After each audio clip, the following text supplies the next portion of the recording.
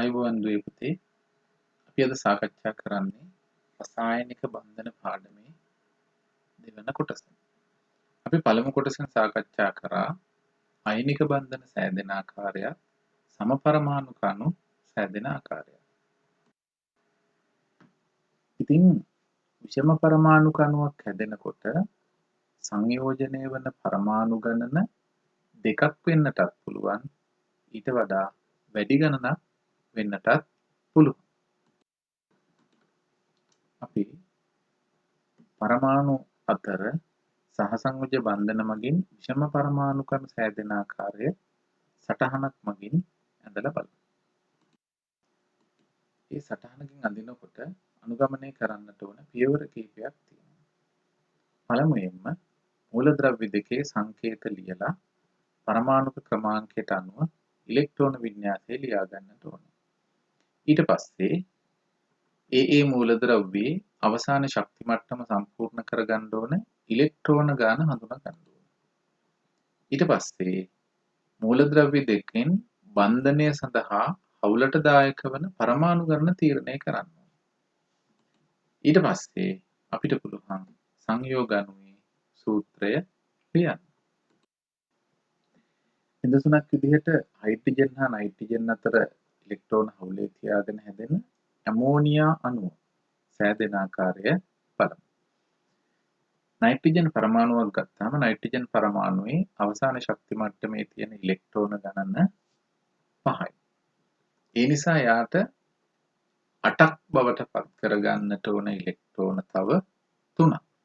ඉතින් යම් පරමාණුවක් හවුලට ලබා දෙන ඉලෙක්ට්‍රෝන ගණන එයාගේ අවසාන ශක්ති මට්ටම සම්පූර්ණ කරගන්න ඕන ඉලෙක්ට්‍රෝන ගණනට සමාන වෙනවා. එහෙමනම් දැන් ඔබට තේරුම් ගන්න පුළුවන් වෙයි හයිඩ්‍රජන් වල තියෙන්නේ එක ඉලෙක්ට්‍රෝනයයි ශක්ති මට්ටම් එකයි. එහෙනම් එයාට අවසාන ශක්ති මට්ටම සම්පූර්ණ කරගන්න ඕන කරන ඉලෙක්ට්‍රෝන ගාන එකයි. ඒ නිසා හවුලට ලබා දෙන ඉලෙක්ට්‍රෝන ගාන එකයි. ඉතින් මේ විදිහට නයිට්‍රජන් හා හයිඩ්‍රජන් අතර බන්ධනයක් හැදෙනවා නම් නයිට්‍රජන් එක පරමාණුවක් සමග හයිඩ්‍රජන් පරමාණු 3ක් සම්බන්ධ වෙන්නට ඕනේ. ඇයි එහෙම වෙන්නේ? නයිට්‍රජන් පරමාණුවකට අවශ්‍යයි ඉලෙක්ට්‍රෝන 3ක්. හයිඩ්‍රජන් පරමාණුවකට දෙන්න පුළුවන් එක ඉලෙක්ට්‍රෝනයක්. ඒ නිසා නයිට්‍රජන්ට අවශ්‍ය ඉලෙක්ට්‍රෝන 3 සපයන්නට හයිඩ්‍රජන් පරමාණු 3 දෙනෙක් සම්බන්ධ වෙන්නට ඕන. මෙන්න මේ තොරතුරු අපිට මේ විදිහේ සටහනකින් ඇඳලා පෙන්වන්න පුළුවන්. සටහන ඇඳලා අවසන් වුණාම ඒ පරමාණු වල අවසාන ශක්ති මට්ටම දිහා බලන්නට ඕන. ඒ හැම පරමාණුවකම අවසාන ශක්ති මට්ටම හවුලට ලැබුණු ඉලෙක්ට්‍රෝනත් සමග තිබිය හැකි උපරිම ඉලෙක්ට්‍රෝන සංඛ්‍යාව බවට පත් වෙන්නට ඕන. නිදසුනක් විදිහට ගත්තාම හයිඩ්‍රජන් පරමාණුවේ තියෙන්නේ එක ශක්ති මට්ටමයි. ඒ අනුව එයාගේ අවසාන ශක්ති මට්ටමේ තියෙන්න ඕන ඉලෙක්ට්‍රෝන ගාන 2යි. නයිට්‍රජන් පරමාණුවේ ශක්ති මට්ටම් 2යි. එහෙනම් දෙවන ශක්ති මට්ටමේ තිබිය හැකි උපරිම ඉලෙක්ට්‍රෝන ගාන 8යි. දැන් ඔබට මේ සටහන දිහා බලපුවාම මම මේ කියපු කාරණය තහවුරු වෙනවා. ඉතින් දැන් අපිට පුළුවන් මේ ඇමෝනියා වල අණුවේ සූත්‍රය ලියන්න. කොහොමද ඇමෝනියා අණුවේ සූත්‍රය ලියන්න වෙන්නේ? නයිට්‍රජන් පරමාණු එකක් හයිඩ්‍රජන් පරමාණු 3ක් සමග බන්ධනයකට සම්බන්ධ වෙලා තියෙන නිසා ඇමෝනියා අණුවේ සූත්‍රය NH3 වෙනවා. අපි දැන් බලමු ජල අණුවක් කොහොමද හැදෙන්නේ කියලා. ජලය කියන්නේ හයිඩ්‍රජන් සහ ඔක්සිජන් අතර ඉලෙක්ට්‍රෝන හවුලේ තබා ගැනීම. දැන් ඔබට තියෙනවා හිස්තැන් පුරවන්නට තොරතුරු ටිකක්. දැන් පුළුවන් නේද බලන්න. ඔක්සිජන් පරමාණුවේ ඉලෙක්ට්‍රෝන වින්‍යාසය 2යි 6යි නම් අවශ්‍යතාවය වෙන්නේ ඉලෙක්ට්‍රෝන කීයද? එයාගේ අවශ්‍යතාවය ඉලෙක්ට්‍රෝන 2යි. හේතුව 8ක් බවට පත් වෙන්නට තව ඉලෙක්ට්‍රෝන 2ක් අවශ්‍යයි. එහෙනම් ඔක්සිජන් පරමාණුවක් හවුලට දෙන ඉලෙක්ට්‍රෝන ගණනත් 2ක් වෙනවා. හයිඩ්‍රජන්ට මීට පෙරත් අපි සාකච්ඡා කළා හයිඩ්‍රජන්ට උන කරන ඉලෙක්ට්‍රෝන ගණන 1යි. ඒ නිසා හවුලට ලබා දෙන ඉලෙක්ට්‍රෝන ගණන 1යි. දැන් ඔබට හිතන්න පුළුවන් ද බලන්න මේ බන්ධනයට ඔක්සිජන් පරමාණුවකට හයිඩ්‍රජන් පරමාණු කීයක් සමග සම්බන්ධ වෙනවද කියන එක. කොහොමද හඳුනගන්නේ? හයිඩ්‍රජන්ගේ අවශ්‍යතාවය ඉලෙක්ට්‍රෝන 1යි ඔක්සිජන්ගේ අවශ්‍යතාවය ඉලෙක්ට්‍රෝන 2යි. එහෙමනම් ඔක්සිජන්ට ඉලෙක්ට්‍රෝන 2ක් සපයන්නට හයිඩ්‍රජන් පරමාණු 2ක් අවශ්‍යයි. ඒ අනුව ඔක්සිජන් පරමාණු 1ක් සමග හයිඩ්‍රජන් පරමාණු 2ක් සම්බන්ධ වෙන්නට ඕනේ මේ විදිහට ඉලෙක්ට්‍රෝන හවුලේ තියාගන්න. අපිට ඒක මේ විදිහට සටහනකින් ඇඳලා පෙන්වන්න පුළුවන්. ඒ සටහනට අනුව ජල අණුවේ අපි ව්‍යුහය සැලකුවොත් හයිඩ්‍රජන්ගේ අවසාන ශක්ති මට්ටම ඉලෙක්ට්‍රෝන 2ක් සම්පූර්ණ වෙලා තියෙනවා. ඔක්සිජන්ගේ අවසාන ශක්ති මට්ටම ඉලෙක්ට්‍රෝන 8ක් සම්පූර්ණ වෙලා තියෙනවා. එහෙමනම් ජල අණුවේ සූත්‍රය H2O. ඒ H2O උනේ මෙම බන්ධනයට සම්බන්ධ වුණේ හයිඩ්‍රජන් පරමාණු 2යි ඔක්සිජන් පරමාණු 1ක් නිසා. අපි ඊළඟට කාබන් සහ හයිඩ්‍රජන් අතර ඉලෙක්ට්‍රෝන හවුලේ තබා ගැනීමෙන් බන්ධන සාධනාකාරය බලමු. කාබන් වල අවසාන ශක්ති මට්ටම ඉලෙක්ට්‍රෝන 4යි. හයිඩ්‍රජන් වල අවසාන ශක්ති මට්ටම ඉලෙක්ට්‍රෝන 1යි. එහෙමනම් අපිට හඳුනා ගන්න පුළුවන් කාබන් වල අවශ්‍යතාවය ඉලෙක්ට්‍රෝන 4යි. ඒ නිසා එයා හවුලට දෙන්නේ ඉලෙක්ට්‍රෝන 4යි. දැන් අපි ඊට කලින් ඉගෙන ගත්තා යම් පරමාණුවක අවසාන ශක්ති මට්ටම සම්පූර්ණ කරගන්නට ඕන කරන ඉලෙක්ට්‍රෝන ගාන තමයි හවුලට දෙන ඉලෙක්ට්‍රෝන ගාන වෙන්නේ. ඒ නිසා හයිඩ්‍රජන්ගේ අවසාන ශක්ති මට්ටම සම්පූර්ණ කරගන්නට ඕන ඉලෙක්ට්‍රෝන 1ක් නිසා එයා හවුලට දෙනවා ඉලෙක්ට්‍රෝන 1ක්. ඉතින් දැන් කාබන් හයිඩ්‍රජන් අතර බන්ධනයට අවශ්‍ය කරන පරමාණු ගණන අපි හඳුනගනිමු. ඉතින් කාබන්ගේ අවසාන ශක්ති මට්ටම ඉලෙක්ට්‍රෝන 4ක් තියෙනවා. එයාට ඉලෙක්ට්‍රෝන 4ක් අවශ්‍යයි. ඉතින් හයිඩ්‍රජන්ට දෙන්න පුළුවන් එක ඉලෙක්ට්‍රෝනයයි. එහෙමනම් කාබන් පරමාණු 1ක් සමග හයිඩ්‍රජන් පරමාණු 4ක් සම්බන්ධ වෙන්නට ඕනේ. ඉතින් මෙන්න මේ කාබන් හයිඩ්‍රජන් අතර ඇතිවන විෂම පරමාණුක අණුව අපිට මෙන්න මේ විදිහට ඇඳලා පෙන්වන්න පුළුවන්. අපි මේ අණුව හඳුන්වනවා මෙතේන් කියලා. මීට පෙර මේ අණුව හැඳින්වුවා මීතේන් කියලා. සමහර පොත්වල මීතේන් කියලාත් ඇති. නමුත් අපි දැන් හඳුන්වන්නේ මෙතේන් කියලා. එහෙමනම් මෙතේන් වල සූත්‍රය කාබන් පරමාණු 1යි හයිඩ්‍රජන් පරමාණු 4යි. ඒ අනුව CH4 තමයි මෙතේන් වල සූත්‍රය වෙන්නේ. ඊළඟට බලමු කාබන් ටෙට්‍රා ක්ලෝරයිඩ්. ඒ කියන්නේ කාබන් සහ ක්ලෝරින් අතර ඉලෙක්ට්‍රෝන හවුලේ තබා ගැනීමෙන් බන්ධනය සෑදෙන ආකාරය. ඉතින් අපි ඉස්සෙල්ලත් බැලුවා කාබන් වල අවසාන ශක්ති මට්ටම ඉලෙක්ට්‍රෝන 4යි. එහෙමනම් එයාගේ අවශ්‍යතාවය ඉලෙක්ට්‍රෝන 4යි. ඒ නිසා හවුලට දෙන ඉලෙක්ට්‍රෝන ගාන 4යි. ක්ලෝරින් වල ඉලෙක්ට්‍රෝන වින්‍යාසය 2යි 8යි 7යි.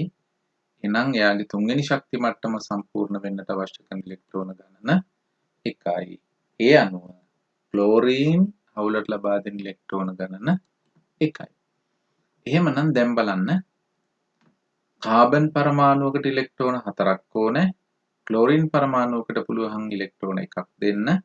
එහෙනම් මේ බන්ධනයට කාබන් පරමාණු 1ක් සමග ක්ලෝරින් පරමාණු 4ක් සම්බන්ධ වෙන්නට ඕනේ.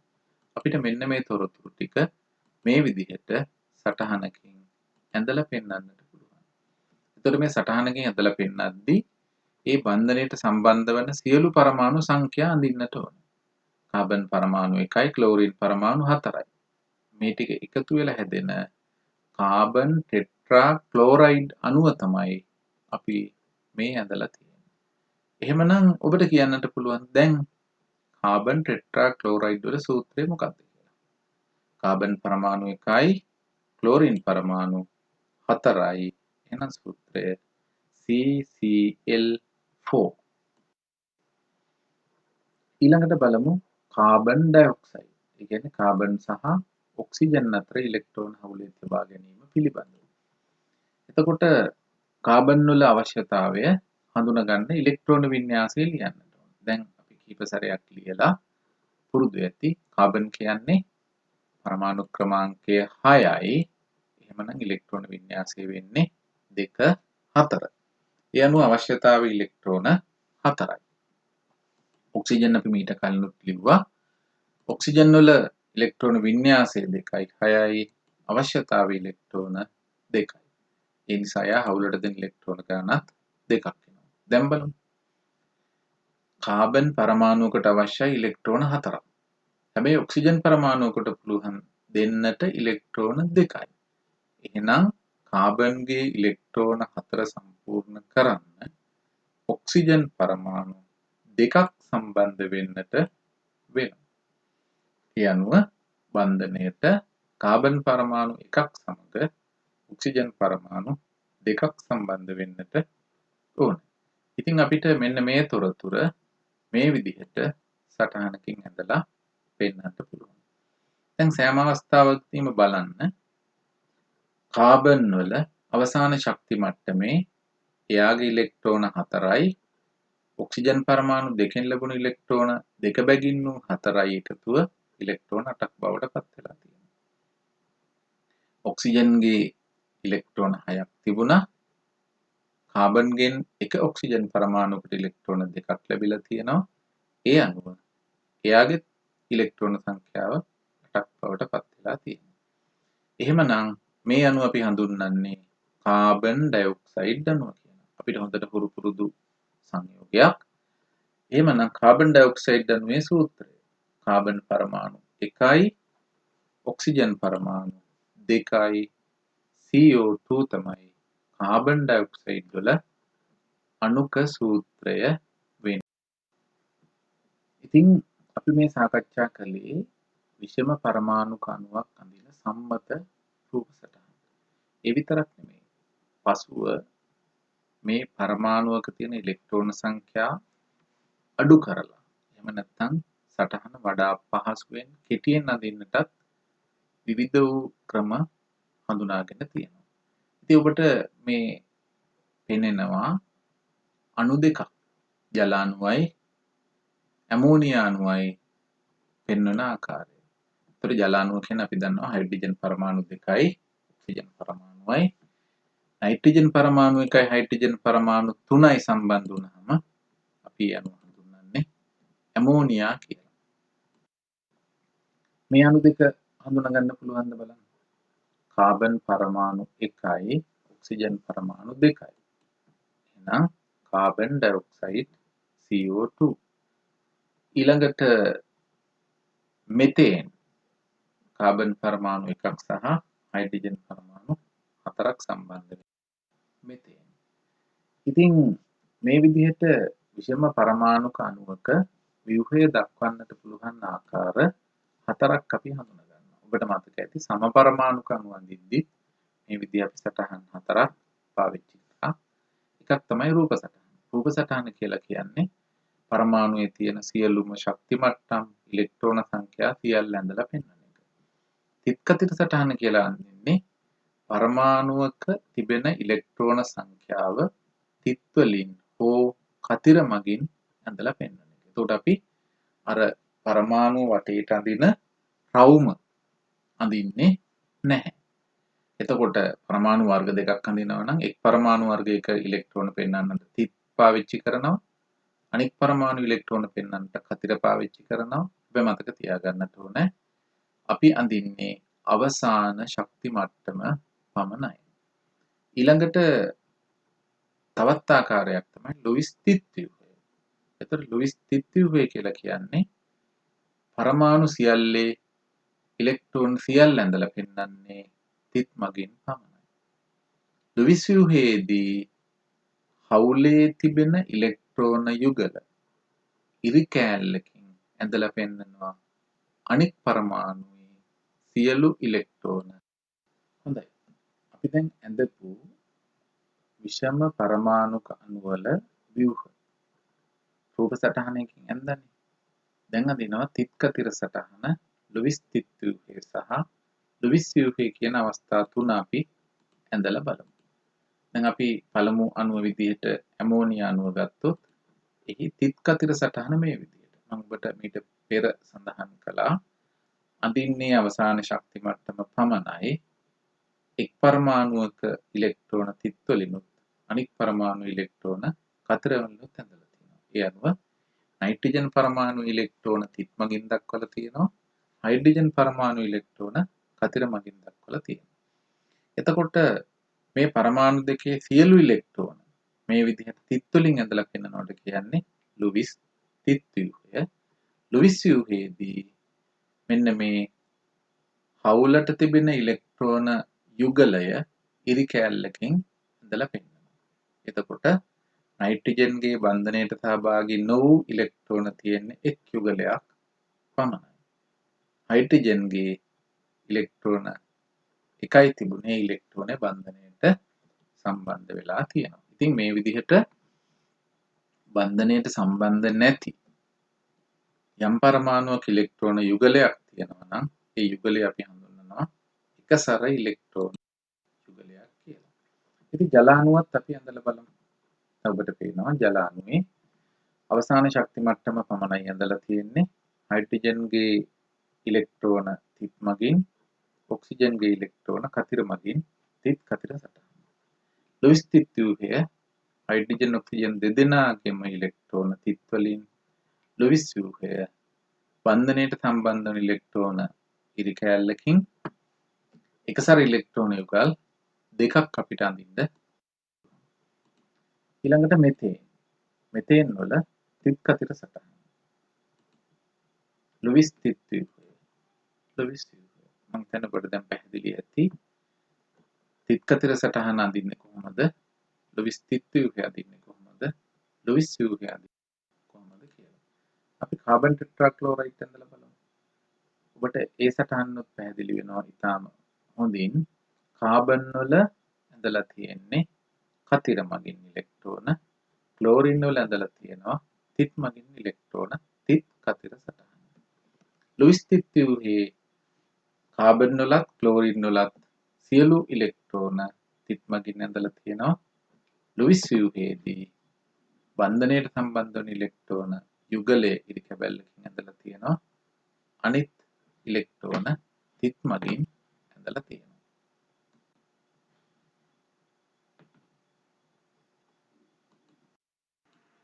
කාබන් ඩයොක්සයිඩ් අණු තිත් කතිර සටහන ලුයිස් තිත් ව්‍යුහය.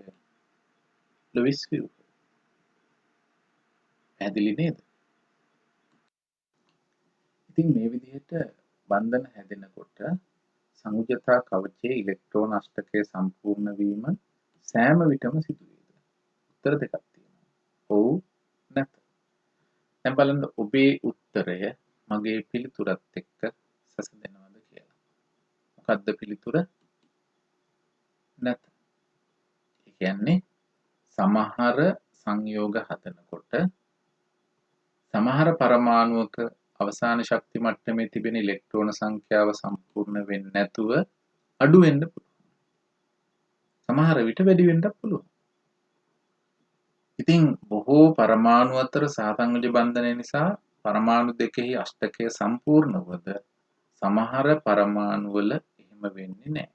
අපි නිදසුන් කීපයක් භාවිතා කරලා මේ කාරණය හඳුනා ගන්න පුළුවන්. ඒකෙන් පළමු ආකාරය බලමු. සංයුජතා කවචයේ ඉලෙක්ට්‍රෝන අෂ්ටකය ඉක්මවා ගිය පරමාණු සහිත සංයෝගයක්. දැන් බලන්න මේ සංයෝගයේ ෆොස්ෆරස් සහ ක්ලෝරින් අතර. එතකොට ක්ලෝරින්ගේ ඉලෙක්ට්‍රෝනට සම්පූර්ණ වෙලා. හැබැයි ෆොස්ෆරස්ගේ ඉලෙක්ට්‍රෝන කීයක් තියෙනවද? ෆොස්ෆරස්ට ඉලෙක්ට්‍රෝන 10ක් තියෙනවා.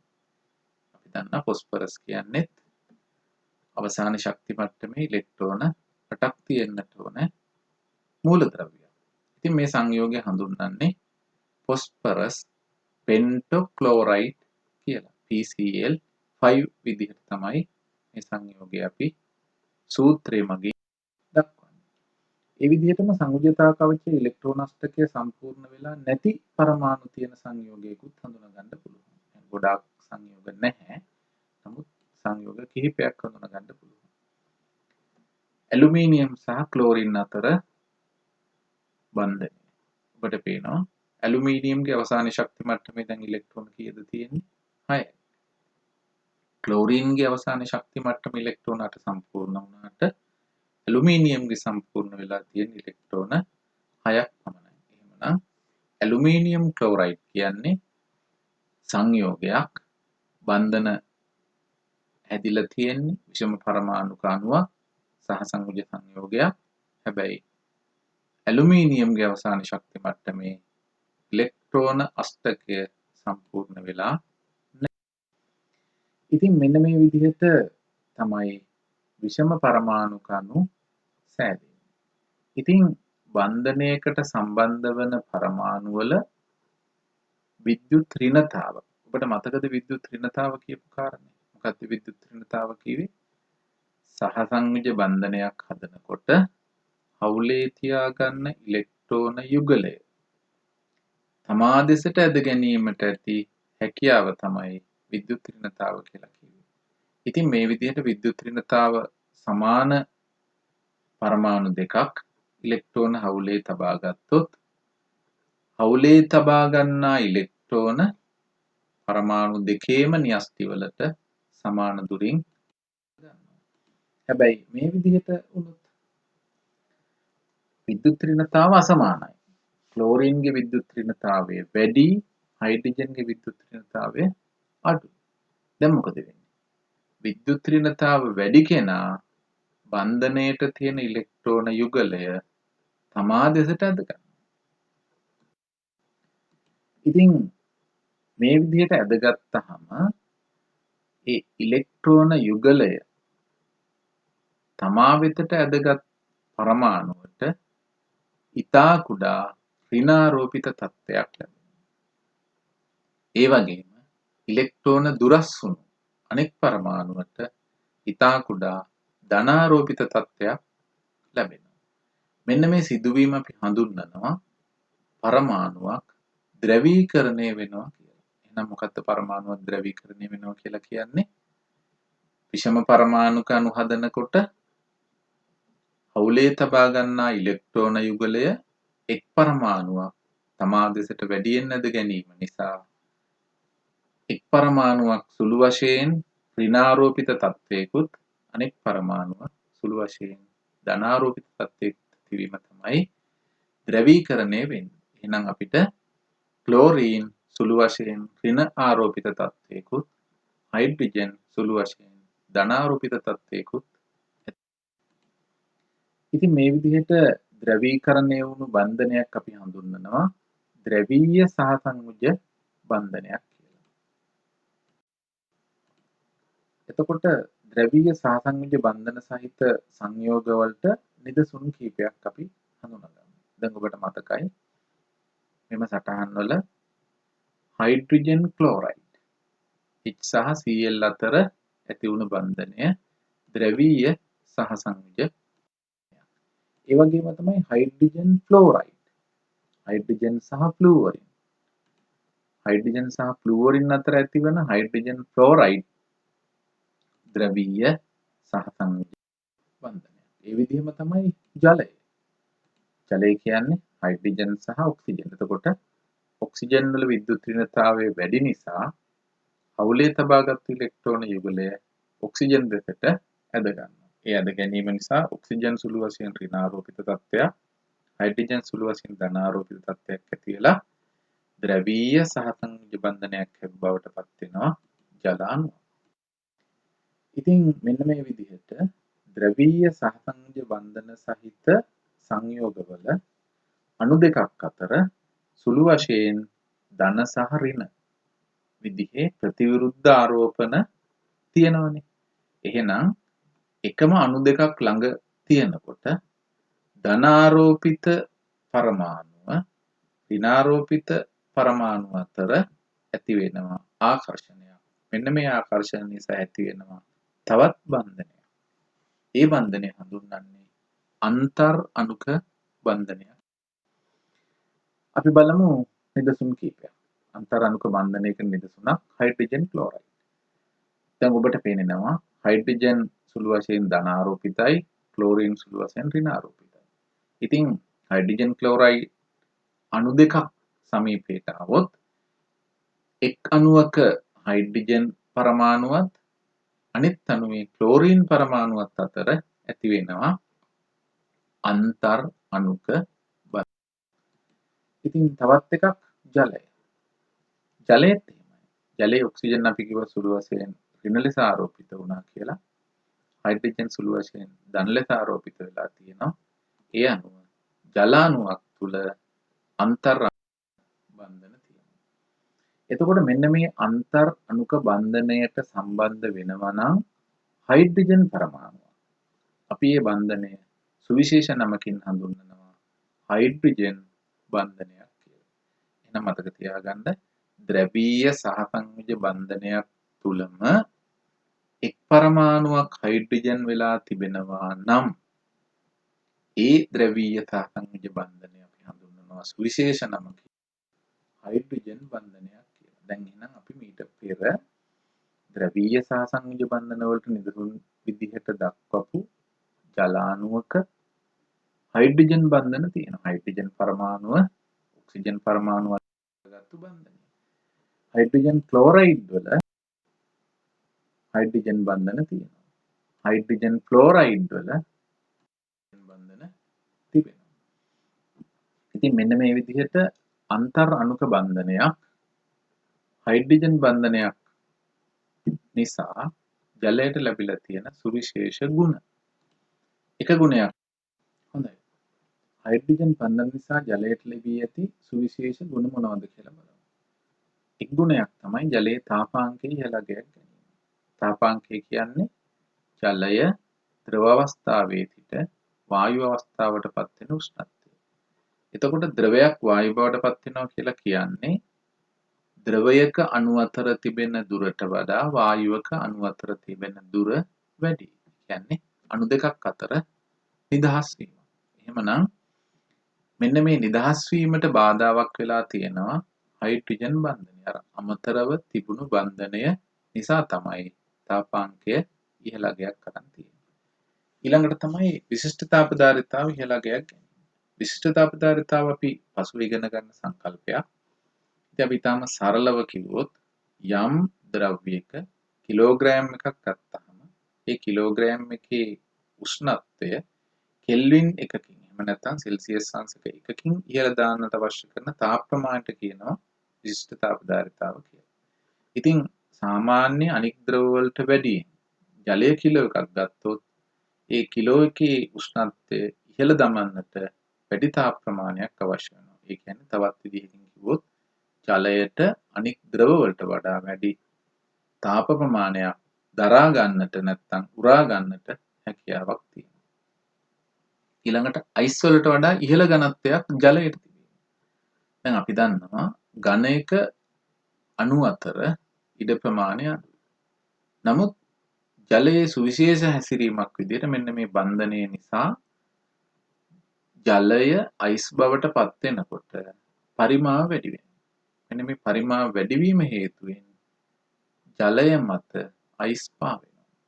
මේ ජලය මත අයිස් පාවීම ජලජ ජීවීන්ට ලොකු උපකාරයක් වෙනවා. විශේෂයෙන්ම සීත රටවල් වගේ ප්‍රදේශවලදී ජලය මිදෙන කාලෙට ඉහළින් ජලය මිදලා තිබුණට පහළින් වූ ජලය ද්‍රව අවස්ථාව. ඉතින් සංයෝගයක ගුණ වෙනස් වෙන්නට බලපාන්නේ මෙන්න මේ විදිහට එහි පරමාණු එහෙම නැත්නම් අයන පිහිටලා තියෙන ස්වභාවය. ඒ අනුව අයන ක්‍රමවත් රටාවකට සකස් වෙලා අයනික දැලිසක් විදිහට පවතින්නට පුළුවන්. පරමාණු ක්‍රමවත් රටාවකට සංයෝජනය වෙලා පරමාණුක දැලිසක් හදන අවස්ථා තියෙනවා. එවැනි සංයෝගවලත් සාමාන්‍ය සංයෝගවලට වඩා ඒවායේ තියෙන ගුණ වෙනස් වෙනවා. ඉතින් පළමුවෙන් බලමු අයනික දැලිසක් කියන්නේ මොකක්ද කියලා.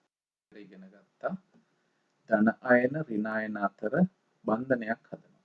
මේ බන්ධනය හැදීම නිසා තමයි අයනික දැලිසක් විදිහට නිර්මාණය වෙන්නේ. ඉතින් මේ විදිහට යම් අයනයක් වටා ඒ කියන්නේ ධනායනයක් වටා ඍණායන 6ක්, ඍණායනයක් වටා ධනායන 6ක් ඔබට මේ පෙනෙන රූපයේ සඳහන් වෙනවා. ඉතින් අපිට නිදසුන් විදිහට දක්වන්නට පුළුවන් ලිතියම් ක්ලෝරයිඩ් ඊළඟට සෝඩියම් ක්ලෝරයිඩ් වගේ සංයෝග මේ ආකාරයට අයනික දැලිසක් පවතිනවා. තමයි පරමාණුක දැලිසක් විදිහට පවතින අවස්ථා අපිට හඳුනා ගන්නට පුළුවන්. පරමාණුක දැලිසක් විදිහට පවතින්නේ සංයෝගයක් නෙමෙයි. හරි? එහෙමනම් අපිට ඒක හඳුනා ගන්න පුළුවන් දියමන්ති. අපි දන්නවා ලෝකයේ තියෙන දැඩිම ද්‍රව්‍ය දියමන්ති උනේ කොහොමද? දියමන්ති කියන්නේ කාබන් පරමාණු. දැලිසක ආකාරයට සම්බන්ධ වෙලා තියෙනවා. මිනිරන් කියලා අපි හඳුන්වන්නේ ඒත් කාබන් පරමාණු දැලිසක ආකාරයට නිර්මාණය වෙලා තියෙනවා. හැබැයි මේ දැලිසේ යම් ස්වභාවයේ වෙනස්කම් තියෙනවා. දැන් දියමන්ති වල එක කාබන් පරමාණුවක් තවත් කාබන් පරමාණු 4ක් සමග ඉලෙක්ට්‍රෝන හවුලේ තබා ගැනීමෙනුයි දැලිස නිර්මාණය වෙන්නේ. මිනිරන් වල ශක්තිමත් භාවය ඊට වඩා අඩුයි. එතන පවතින බන්ධන ස්වභාවය ඊට මදක් වෙනස්. අපිට ඉහළ ශ්‍රේණිවලදී මේ පිළිබඳව වැඩිදුර අධ්‍යයනයට පුළුවන්. ඉතින් මේ විදිහට බන්ධනයේ ස්වභාවය අනුව සංයෝග වෙනස් වෙනවා. අපි බලමු අයනික සංයෝගවල සහ සහසංයුජ සංයෝගවල ගුණ මොනවද කියලා. ඉතින් අයනික සංයෝගයක ප්‍රතිවිරුද්ධ ආරෝපණ දරන අයන වලින් සමන්විතයි. ඒ කියන්නේ ධන අයනයි ඍණ අයනයි තියෙනවා. හැබැයි සහසංයුජ සංයෝගයක අයන නැහැ, තිබෙන්නේ පරමාණු කීපයකින් සමන්විත අණු. එහෙනම් අයනික සංයෝගයක අයන තියෙනවා, සහසංයුජ සංයෝගයක අණු තියෙනවා. බොහෝ විට අයනික සංයෝග ස්පටික රූපී ඝන ද්‍රව්‍ය. හැබැයි සහසංයුජ සංයෝග බොහොමයක් පවතින්නේ ද්‍රව හෝ වායු අවස්ථාවේ. ඒ වගේම බොහොම අයනික සංයෝගවල ද්‍රවාංක තාපාංක ඉහළයි. ඒ වගේම සහසංයුජ සංයෝග බොහොමයක ද්‍රවාංක තාපාංක පහළයි. අයනික සංයෝගයක ඝන අවස්ථාවේ විදුලිය සන්නයනය වෙන්නේ නැහැ. හැබැයි සහසංයුජ සංයෝගවලත් ඝන අවස්ථාවේ විදුලිය සන්නයනය වෙන්නේ නැහැ. එහෙනම් මේ කාරණේ එම සංයෝග දෙකේම පොදු ලක්ෂණයක්.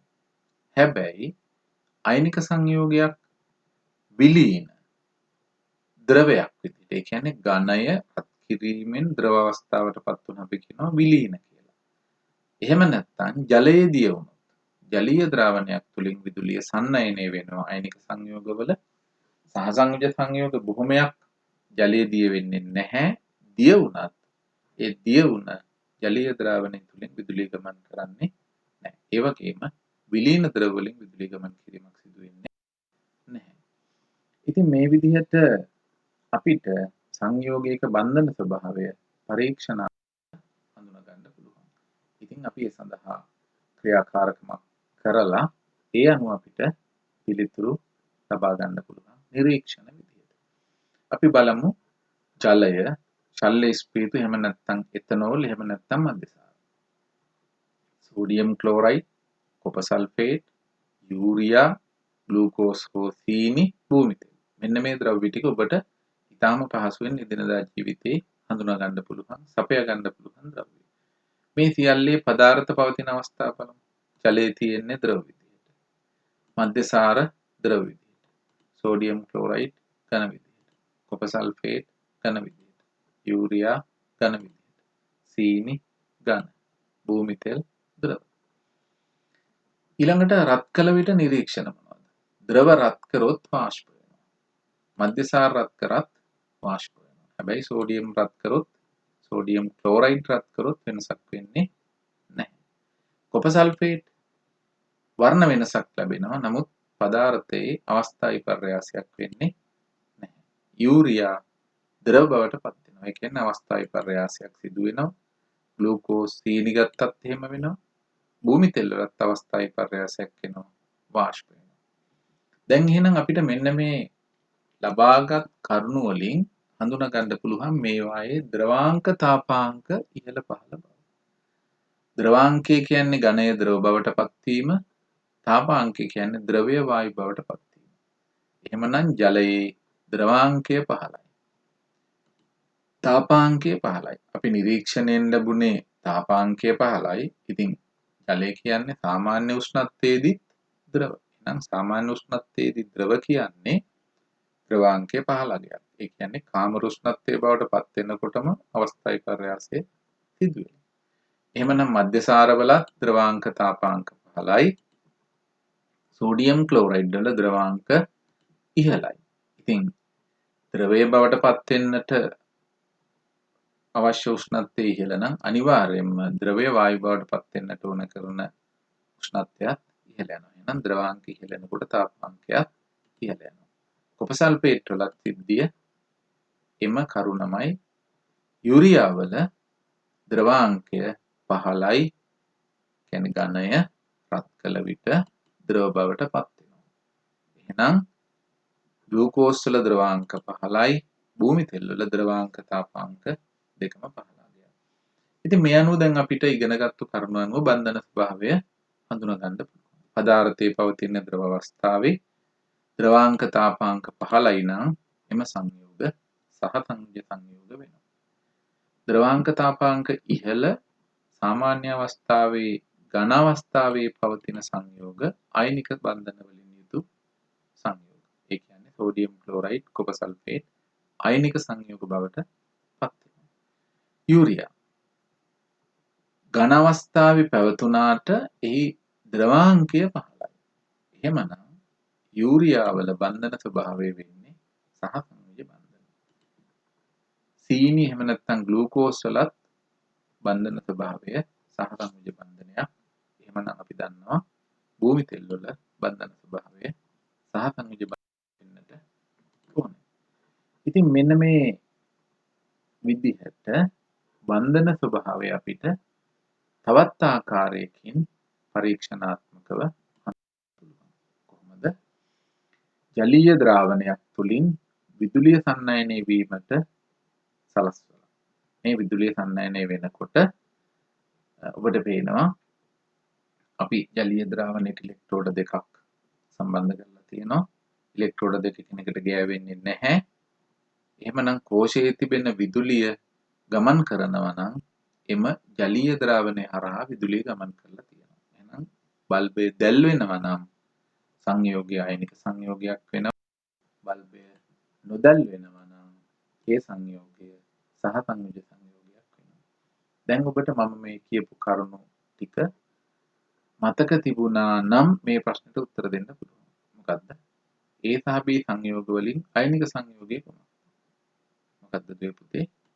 උත්තරය A සංයෝගය. ඇයි ඒ? බල්බය දැල් වෙනවා. බල්බය දැල් වෙනවා කියන්නේ ජලීය ද්‍රාවණය තුලින් විදුලිය හයිඩ්‍රජන් බන්ධන තියෙනවා. හයිඩ්‍රජන් ක්ලෝරයිඩ් වල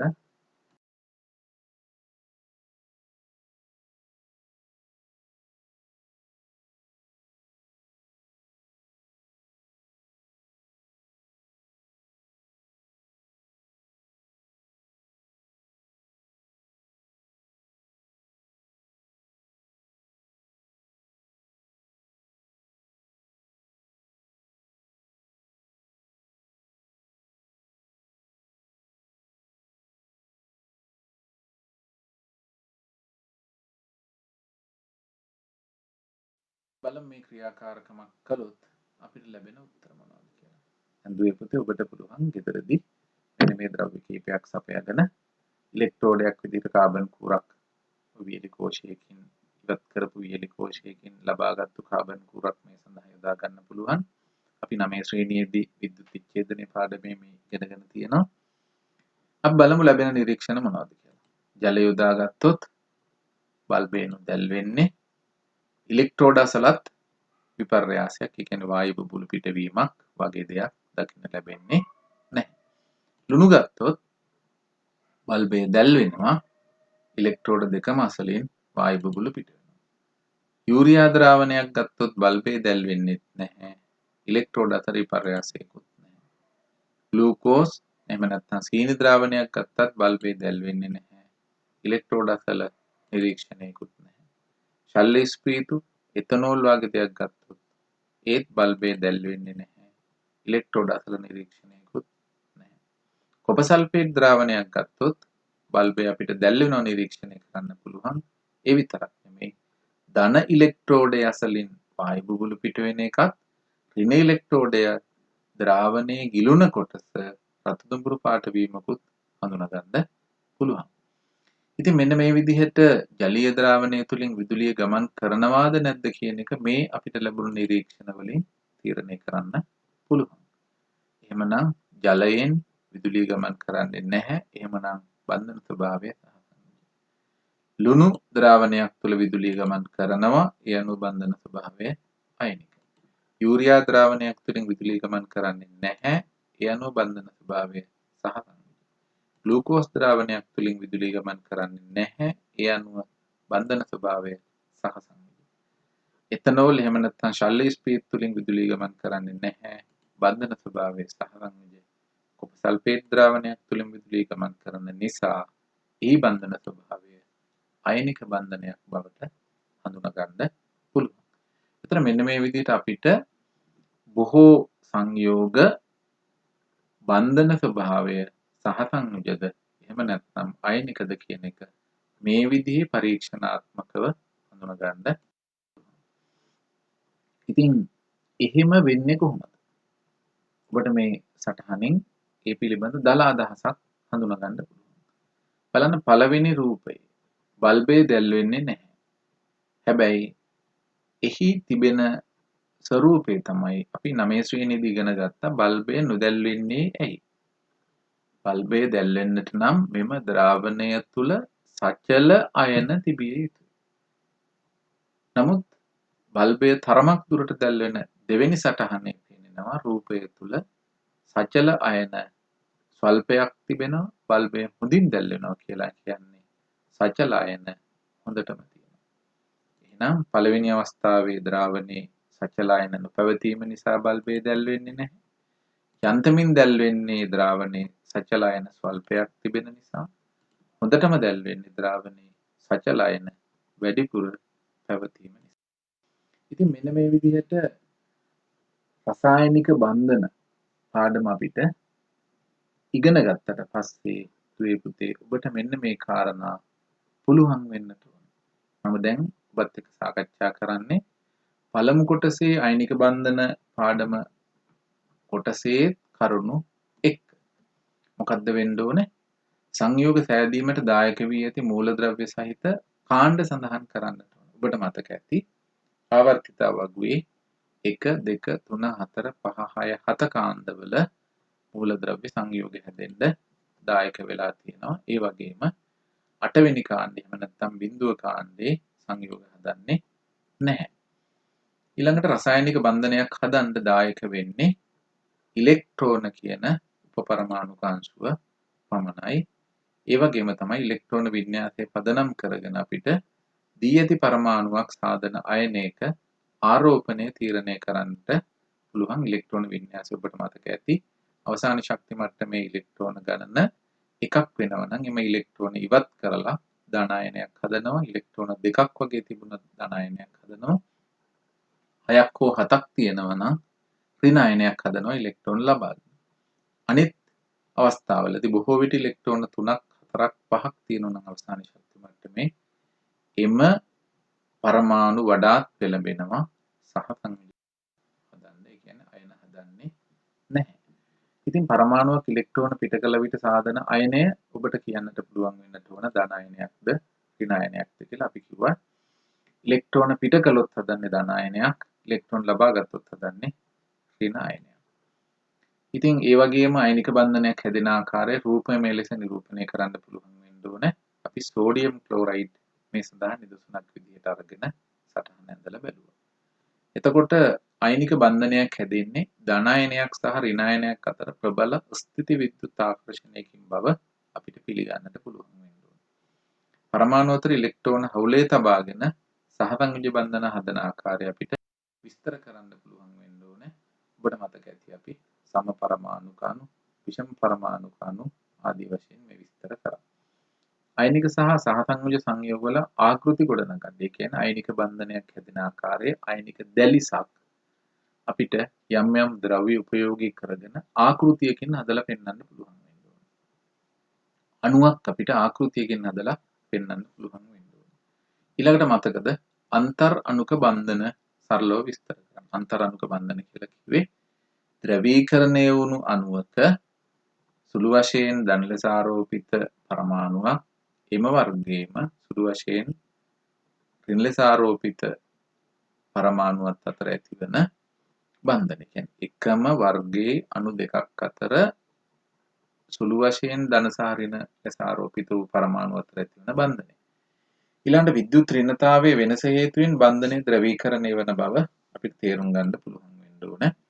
හයිඩ්‍රජන් බන්ධන සරලව විස්තර කරන්න පුළුවන් වෙන්න ඕන. ඒ කියන්නේ හයිඩ්‍රජන් බන්ධනයක් කිව්වේ අන්තර් අණුක බන්ධනයේ හයිඩ්‍රජන් පරමාණු සම්බන්ධ වෙලා තියෙනවා නම් අපි කියව අන්තර් අණුක බන්ධනයක් කියලා. ඒ වගේම තමයි අයනික සහ සහසංයෝජ සංයෝගවල භෞතික ගුණ සරල පරීක්ෂණ වලින් ආදර්ශනය කරන්න පුළුවන් වෙන්න ඕනේ. අපි සාකච්ඡා කළා මේ විදිහට පදාර්ථයේ පවතින අවස්ථාව රත් කරපුවම සිදුවන භෞතික විපර්යාස, ජලීය ද්‍රාවණයක් තුලින් විදුලිය ගමන් කරන හැටි ආදී වශයෙන් බන්ධන ස්වභාවය හඳුනා ගන්න කරන්න පුළුවන් සරල පරීක්ෂණ. මූලද්‍රව්‍ය පරමාණු ස්ථායී වීම සඳහා රසායනික බන්ධන සාධන බව පිළිගන්නවා. ඒ කියන්නේ පරමාණුවක අවසාන ශක්ති මට්ටම සම්පූර්ණ කර ගැනීම සඳහා දරන ලද උත්සාහයේ ප්‍රතිඵලයක් තමයි සහසංයෝජ බන්ධනයක් හෝ අයනික බන්ධනයක් වෙන්නේ. බන්ධන තියෙනවා. එතකොට මෙන්න මේ අන්තර් අණුක බන්ධනයට සම්බන්ධ වෙනවා නම් හයිඩ්‍රජන් පරමාණුව. අපි මේ බන්ධනය සුවිශේෂ නමකින් හඳුන්වනවා හයිඩ්‍රජන් බන්ධනයක් කියලා. එහෙනම් මතක තියාගන්න ද්‍රවීය සහසංයෝජ බන්ධනයක් තුලම එක් පරමාණුවක් හයිඩ්‍රජන් වෙලා තිබෙනවා නම්